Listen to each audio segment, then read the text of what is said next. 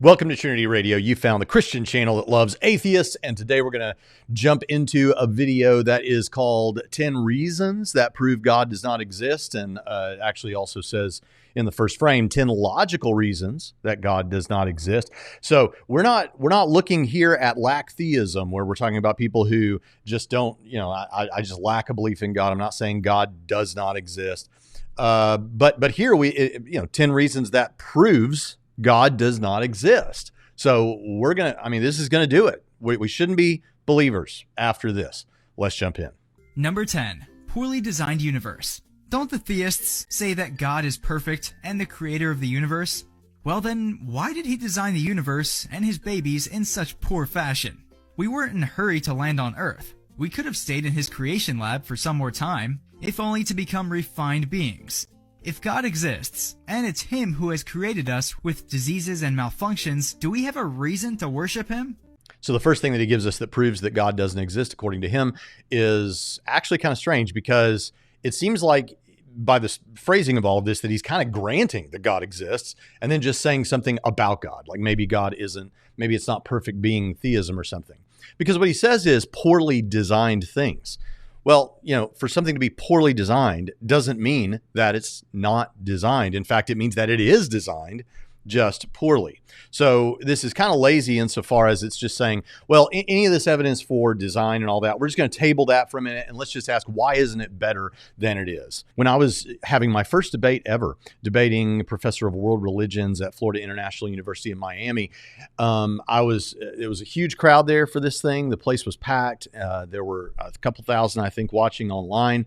I was nervous. It was my first time ever debating. But this was brought up. Why are not things not better designed? What's with all this poorly designed stuff? Well, it just so happened that I had just gone to dinner before the debate with a family who had come over from Cuba. Most of the people in this area where the debate was held and in the church that hosted the debate were Cuban Americans, and they told me that at this dinner about this car that I believe Ford Motor Company had created for Cubans and launched this in Cuba at some point somehow. And it was an automatic transmission automobile. And so the way they wanted to market that was to call it a foot and go, like you put your foot down and go. And so they called it a foot and go. Well, people started referring to it as a fatingo because of this, a fatingo. So you've got this automobile in Cuba, automatic transmission, but it's known for being a terrible car. It's known for being a real lemon. It's known for being poorly designed. Well, let me just say that poor design, from our perspective, does not mean an absence of design. I've become aware that in Cuba, and this may be a negative term, I don't know, there's a certain kind of car. And it's, can I use that term? A footingo, right? Is that right? Okay. I understand that term is used for an old car or a poorly designed car. However, a footingo may be more poorly designed than a brand new 2010 BMW, but it's still designed and gives incredible evidence of that. So it's a poorly designed fatingo. It's a poorly defined automatic transmission automobile, but nobody has ever questioned whether it ever had a designer or whether it took people laying it out, putting it together, a factory to design it, put it together, intelligence to make it work. No one questions that. You know why? Because just because something is poorly designed doesn't mean that it's not designed. In fact, if something is poorly designed, it means it was designed, but just poorly. Now, the second question is, why do we see what we take to be poor design in nature? Well, first of all, if we're talking about naturally occurring things, a lot of things that seem to be poorly designed from our perspective, we find out with time, oh, actually that was really, really well designed and appropriate for some feature that we weren't thinking of, or for its environment in a particular way. And people have talked about that a lot. But there's a deeper and more basic answer to this question. Most religions in the world give you some sort of an explanation for why the world is not perfect, why it's not as it should be. The disease, stuff like that was mentioned. The Christian faith gives an answer as well. And that answer is that the world was created as God wanted it.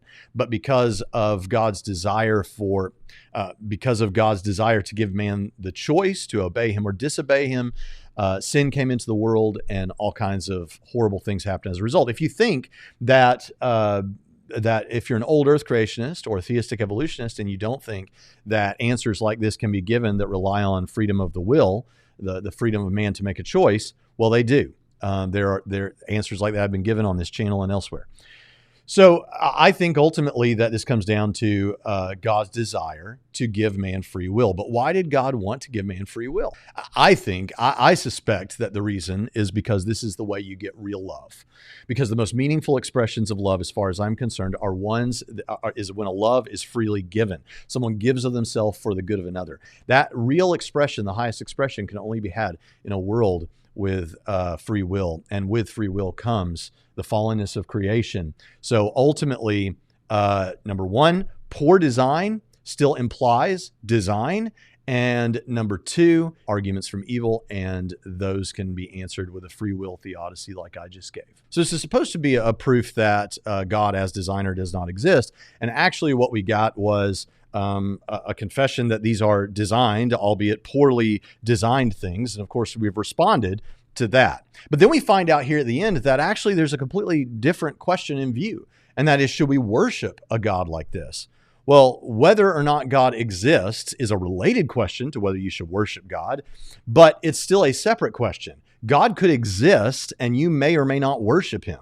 Or people may worship the concept of God, whether or not God exists. The question was supposed to be, does God exist? And you were supposed to prove to us that no, God does not exist. Not talk about whether you think we should worship him or not. But hey, it's your TikTok. Do what you want. Number 9, God of Gaps. Hey, believers over there.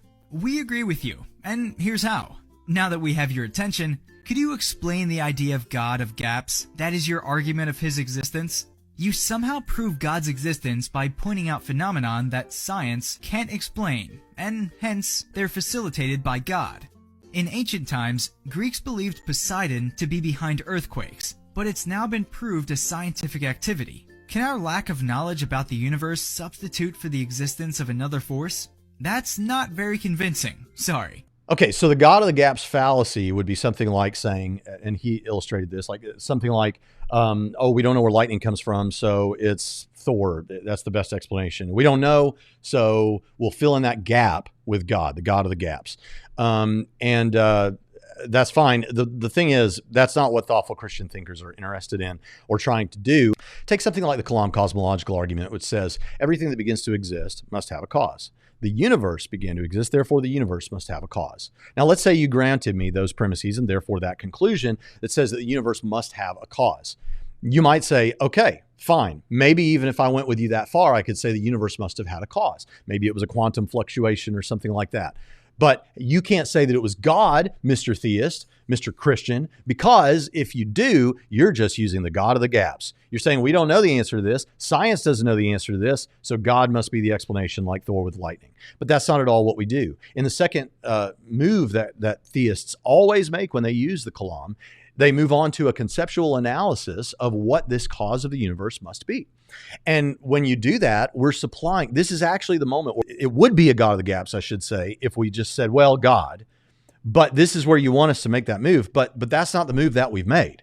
I hear atheists and agnostics using this God of the Gaps allegation quite a bit. I don't see that much anymore, because here at a place like this, with something like the Kalam, you move now into a conceptual analysis where we give positive reasons to believe that the cause of the universe is a spaceless, timeless, non-material mind, incredibly powerful mind.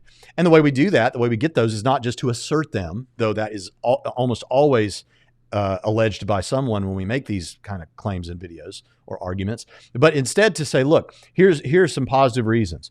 If we're talking about the physical universe, even if that includes a multiverse, we're talking about all contiguous space, time, and matter, all contiguous physical reality.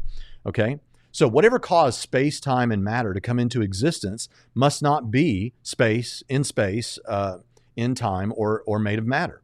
Because, and this is the way the argument goes, the analysis, is that whatever caused those things to come to be can't be those things, because it would be then bringing itself into existence. So the truth is, it seems that it must be, this is the way it's reasoned, it seems that it must be, that the cause of the physical universe is a spaceless, timeless, non-material something. I would go further to argue that it's a mind. And so you would have a spaceless, timeless, non-material mind that would also have to be sufficiently powerful to create something like the physical universe. So there are some positive reasons. We could do the same thing with design arguments, moral arguments. We give these reasons, these positive reasons to believe. The resurrection case, ultimately, insofar as you wanted to use that, not just as an argument that God raised Jesus from the dead, but thereby that God exists, well, that argument too would be giving you positive reasons to believe that such a God exists. So I guess I guess you could just continue to go on asserting that all of the Christian arguments or reasons to believe are just God of the gaps arguments. But you can't continue doing that with a straight face unless you're prepared to respond to these kinds of challenges, or at least note that the vast majority of Christian apologetic literature out there and stuff like that's aimed at tackling these objections doesn't go about it the way I'm saying Christians always go about it. Number 8, inconsistency of religions. Just a logical question here. If a metaphysical form exists, then why do we perceive the same thing so differently? Is there any unified view of God, his form, his number, his work, or his expectations from us? If God existed, he would have been bigger, more powerful, and with effect on the universe. The reason we all have different views on him is that he does not exist. We are not perceiving a reality. Rather, we are building on something we made up. Here's a question for the internet, and wait till the end. It's probably not going the way that you think it is. Do people sometimes believe certain things regardless of whether they're true because they would like to believe them? Do they sometimes believe those things regardless of the truth and yet believe that they're believing the truth? Surely you think some Christians do that, right? And in the history of the human race, don't you think that could happen really fast with almost any subject? The point is that we have free will. So in the history of mankind, some people believe wrong things, either because of a misunderstanding or because they have developed in themselves a way of thinking about things that aren't correct or are correct. And as a result, we end up diverging in our thinking. This is a natural part of not having all the information and having free will. So why didn't God do something? Well, we believe that he did. We think that, since we're talking about bare theism here in this video, we think that God gave us enough revelation, enough information about himself, namely that he exists, that there is a creator God, just from looking at nature all around us. And if you want to sprinkle some Christian truth on top of that, in Romans chapter 1, verse 20, it says, the invisible things of God's eternal power and divine nature are clearly seen through what has been made, so that they are without excuse. But I get that non-Christians won't care that the Bible says this. But I'm just saying this is an ad hoc. We've been saying this for a long time. But I mean, you're right. If there was a God who created everyone and, let's say, made us with this desire for relationship with other people, you might expect that this personal God did that because he wanted to reveal himself in some way and specifically give us information and like teach us with his own mouth. And when you look at the three dominant monotheistic religions in the world today, Judaism, Christianity, and Islam, you find a man smack in the middle of those religions.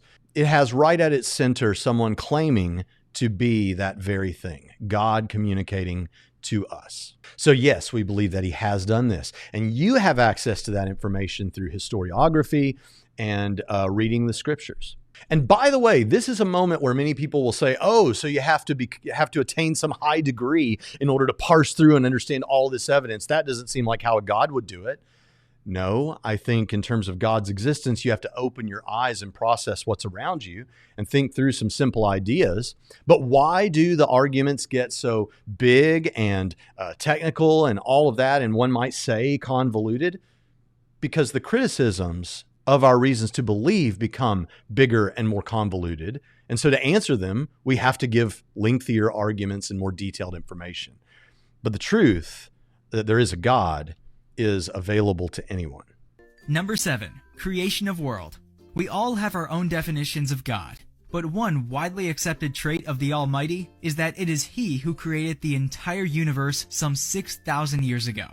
That being said, it should be evident that nothing on the planet is older than this time frame, but that is not the case.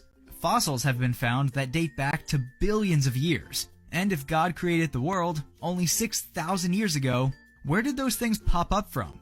Can't we deduce that God does not exist, or at least that the world was not created by him? Wait a minute.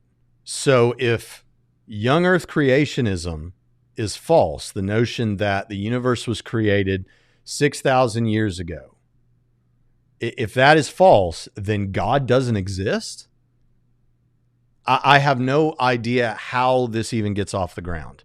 I think what the video maker might want to say is, if the universe wasn't created 6,000 years ago, then a bunch of Christians I've heard talk about the age of the earth are just wrong.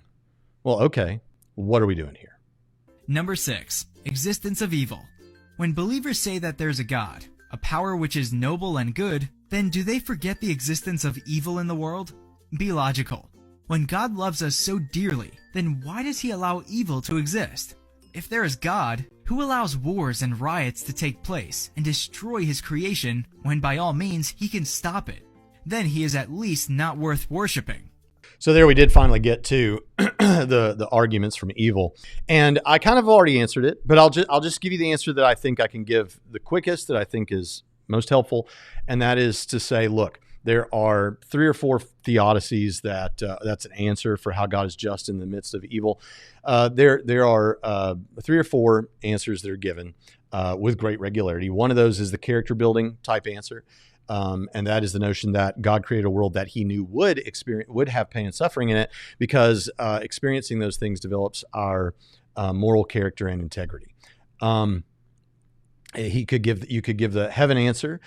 This is the notion that we are in some way being made for heaven now, that experiencing this results in a heaven that works, that doesn't have sin, but still has free will and that sort of thing. Have a whole blog article and a couple of videos about free will in heaven and how all that works just fine. There's absolutely no problem there. So you got the heaven answer. And then, of course, all of this will have been birth pangs to this incredible experience forever as God intended things to be. Then there is the reformed answer, that God is painting a beautiful picture here, and everything at least has a purpose. Evil and all of those things are things that God is going to redeem, and he's going to bring something beautiful in the end. He's painting a picture, and pictures have dark corners, but ultimately he's working a beautiful thing. I don't really use that one much at all myself. I think the others have truth in them. Here, I think the truth that I could draw is just to say that God does redeem bad things. I don't think God intends evil in the way that we're speaking of here, but I think that when evil happens, he's not surprised by it, and he redeems it and turns that situation, or at least creates a possibility for that situation to be turned into something beautiful. And so, but then the last one is the free will answer, which I gave before. God wanted creatures to love him and love each other, and to get the highest expression of love, then that love has to be freely given. And so you give man libertarian freedom, genuine free will. And if you give man free will, even if you're God, you have to live with the reality that they're going to use it for both good and evil, which means nature will fall, but it will have been worth it to get the love. And someone might look at the story of Adam and Eve in the garden and say, well, that all looks made up and mythological. Well, listen, however you take the understanding of the story in the garden, what you need to understand is the tree is not there to trick them. It's not like God set them up to fail, as I've heard so many TikTokers and YouTubers say. The reality of this is actually makes a lot of sense. And it is, if you have a situation where God has created this couple, however you take the story, if God has created this couple and he wants them to freely be able to love him, because that's the highest expression of love, then there has to at least be the opportunity to disobey and not do what he has asked that would most please him. If you don't have that, if you can't sacrifice, you can't get that real freedom and love. And so as a result of that, God puts the tree in the garden, but there were 2 trees in the midst of the garden. The tree of the knowledge of good and evil is the one that gets all the fanfare. But there's also the tree of life. And every day they had to make a choice between those 2 trees. Am I going to do what God wants? Am I going to sacrifice what I could have in order to serve him? Or am I going to serve myself? And ultimately we ended up serving self. But all of that makes sense if you don't start with this sort of cartoon way of thinking about things that we see represented in almost every question of this video. But instead, like, okay, I do realize at least that there are ridiculously academic people on all sides of this thing. There are certainly Christians who are very scholarly, knowledgeable, have debated this, have worked on this. I'm instead going to try to interact with this and at least hear what they seriously have to say. And when you do that, I think that the problem of evil is still a serious one, and we still should. It's not everyone needs to hear a philosophical argument or something when they're experiencing pain. Sometimes they just need a hug. And so that sting is still going to be there. It always will. It's a part of the human experience. But it's important to recognize that the intellectual problem of evil can be responded to. And I think we've done that here. Number 5. Morality needs no religion. Most people believe that in the absence of God and religion, there would be utter chaos, leading to immoral acts. But is that really true? Looking at the behavior of a believer and an atheist, you'd see that there is little to no difference in their morality. On the other hand, there are more than a few incidents that prove that religious people commit immoral acts in the name of God. So isn't it wrong to relate God with morality? The question of the deity's existence persists yet again. Okay, so I've got a sneaking suspicion that what our friend has done here is I can't prove this, and I'm going to respond either way, but it sounds like perhaps he has done what Christopher Hitchens did repeatedly, and sometimes multiple times, even in one documentary, like he did with Douglas Wilson in the documentary they made, Collision. But this notion that thinking that what apologists like me are doing when we talk about morality, when we're presenting a moral argument for God's existence, something like William Lane Craig would do, that in fact what we're actually doing is trying to say that Christians are morally better, and this somehow proves or serves as good evidence for the existence of God. Now, there are people who may have said something like that, and it is true that my friend Michael Jones has a video and a couple of debates where he's talking about the difference between intrinsically religious people and extrinsically religious people. People that are just kind of nominally Christian, and they would say they're Christian, and they may even be able to answer some of your questions about Christianity, but they're not actually really committed. They're not serious about it. And there have been studies, if you think that's some kind of a no true Scotsman type thing, there have been studies looking at extrinsic versus intrinsic religiosity. But the Christian teaching on this is that all have sinned and fallen short of the glory of God. We've all done things that are wrong. And in fact, even though that's what really matters is what God's thought about this. Whoever you are, it's almost impossible that you haven't done some things that even you think are morally wrong, whatever your system is. And so as a result of that, here we sit, and Christians are not saying Christians are always going to be better people or anything about the morality in general. The idea is not that look how much more moral Christians are than you. The idea is instead, no, we become Christians because we realize that we are immoral much of the time, and we need a savior because we become sinners. Now, the actual approach that apologists take to this issue is completely different. It's not about Christians being better or atheists being worse. It's just to say that, look, there is morality. It really is wrong to do fill in the blank with any horrific thing that you also think is a horrific thing, right? The typical example is torturing children just for the fun of hearing their screams. Yeah, we think that's horrible. That's a horrible thing. You think that's a horrible thing. And we all kind of know that's a horrible thing.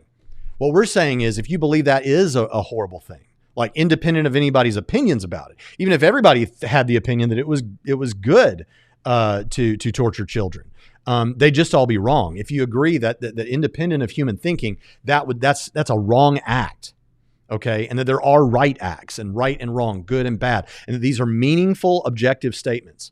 If you believe that, then the argument is therefore God. Because if there is no God, then says who?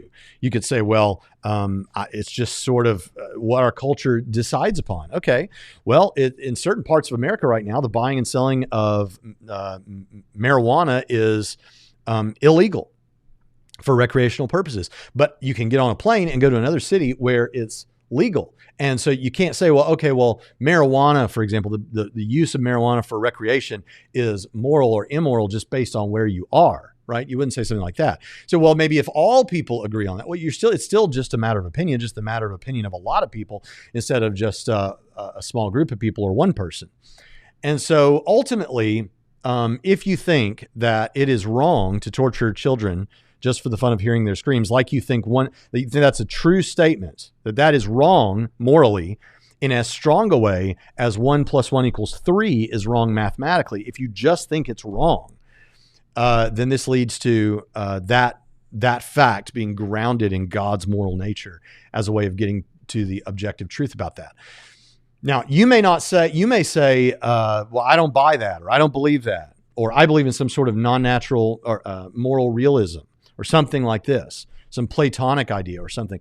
That's all fine. But the point is, Christians, don't claim that you run into me on the street. I hope you'll find me to be a more moral person than most people, but I'm a human being and I may do immoral things. It's not my goal, but I may do immoral things. The Christian message is we've all done immoral things and we need Jesus. Number 4, religion runs in family. If we ask you about your religion, there's a 99% chance that you follow the religion of your family because that's what you have been taught. But what is your understanding of how to worship God? All you know is derived from your ancestors, and it has been in the generations. You did not analyze the facts to decide which religion goes with your definition of God. The mere scenario of tightly bound family religion questions the truth in it because you can analyze facts but not fables. It can also be seen as a belief sustained by social pressure or even threats. The whole idea of religion seems scary now. Yikes. So we've already heard this one before. People believe different things. You say, no, he's talking about you might be born into one of these families and then you don't have any good reason to believe that their way. You have to notice that everyone ends up believing mostly, or 99%, whatever you said, whatever they were raised with. And so you just kind of have to recognize that you probably shouldn't believe. Okay, if that's not completely fallacious, then what it would mean is you maybe have good reason to look deeper into this or to be skeptical of the religion with which you were raised or something like that. But you would not get, therefore, God probably doesn't exist. Now, you try to do that proves that God doesn't exist. You try to do that with talking about the fact that people believe different things, which of course proves nothing. But this isn't even aimed at proving whether God exists or not. The other one is the expression of this that kind of tries to go that way. On this one, I'm just trying to keep this organized for anyone that watches because it's not organized. Is on this one, what we're doing is we're looking at maybe reasons you as an individual should look into things more deeply, but not a question of whether God exists. Now, as for that issue of, well, everyone just believes whatever they're raised with, wait a minute. What about that means that one of these is not right? Ultimately, what's going on here is the claim is that that you shouldn't believe this, or God doesn't exist, as the name of the video, on the basis of the fact that of how you came to hold this view. You came to hold it because you were in a particular family that held these views. And so the view is wrong because of how you came to hold it. Now, folks, I didn't title this video something to do with reasons God doesn't exist or proofs that God doesn't exist. And here what we've got is a criticism of a view or a rejection of a view on the basis of how the view came to be held. Here is why that is completely fallacious, at least as it's been stated here, is because I could believe, as I've said many, many times, I could believe that the earth is more or less round because I read that in a comic book. And determining things about reality because you read them in a comic book is not, I mean, this is a horrible idea. Don't do this. But it wouldn't mean I was wrong. Even if I came to believe the earth was round for horrible, horrible reasons, I'd still be right that it's more or less round, even if the reason I came to hold that was because I read it in a comic book. And of course, there are those people that leave one religion and go to the other one because they think it represents the truth. For example, check this lady out.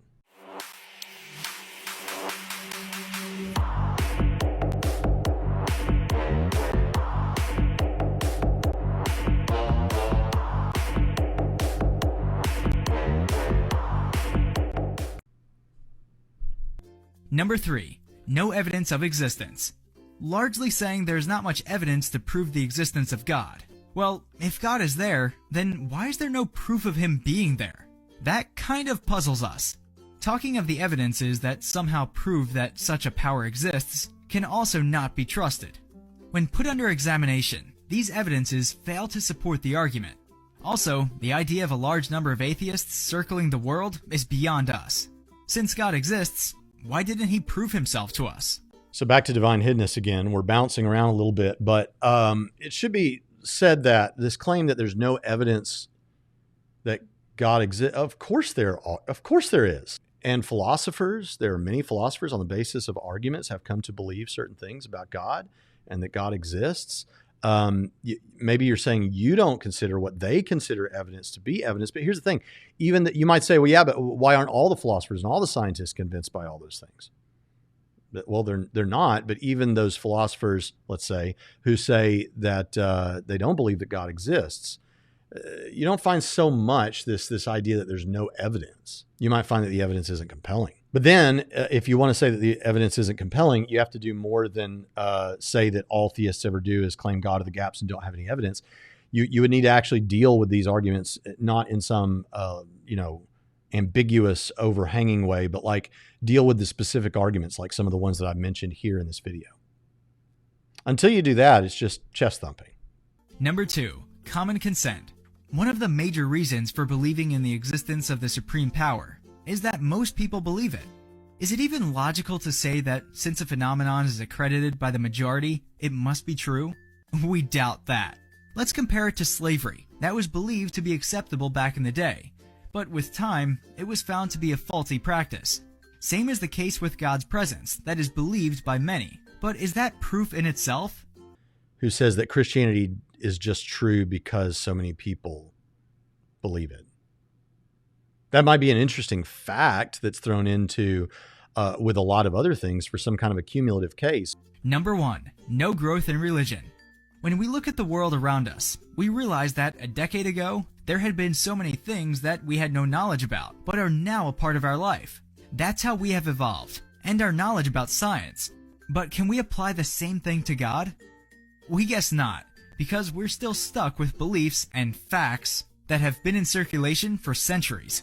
Our knowledge about the God and religion has not improved, which is rather thought-provoking. If God exists, then why is it that we are still vague about what he's like? So back to divine hiddenness for a third time at least, and he's saying here we haven't developed in our understanding of God. I don't necessarily accept that. I think a lot of things have become clearer. Our understanding about ancient Near Eastern history has gotten a lot better. Our archaeological discoveries have gotten there are more of them.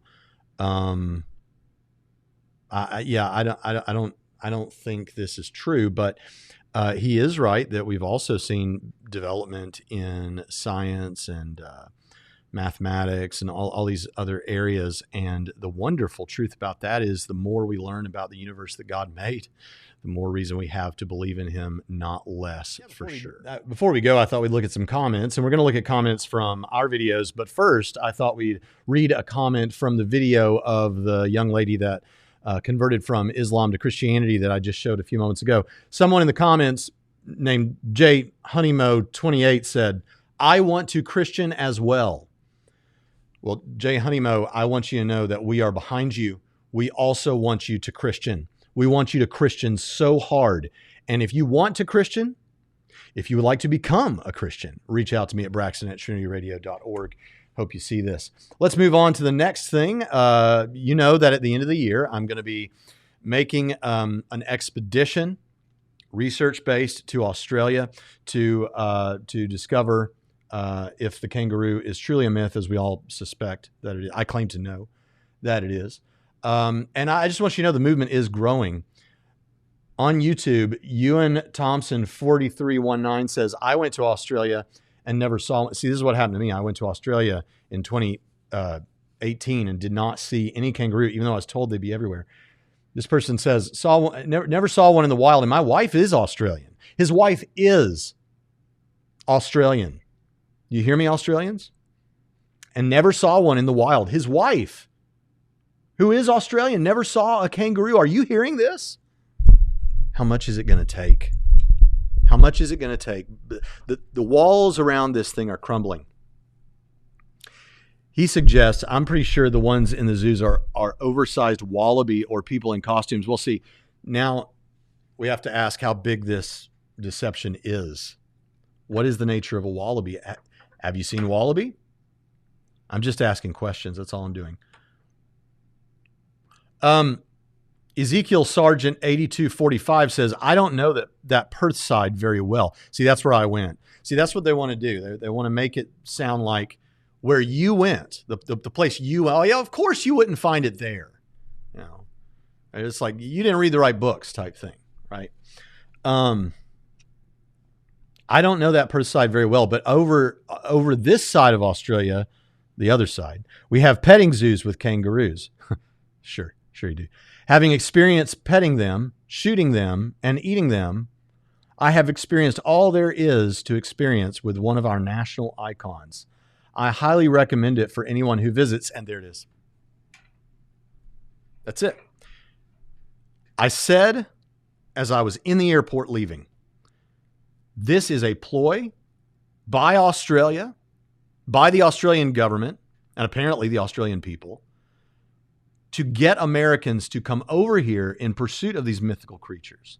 And sometimes they're able to convince them. Manny Kano 4599 says on last week's video, a gym/family life center is what initially brought me to even come to church.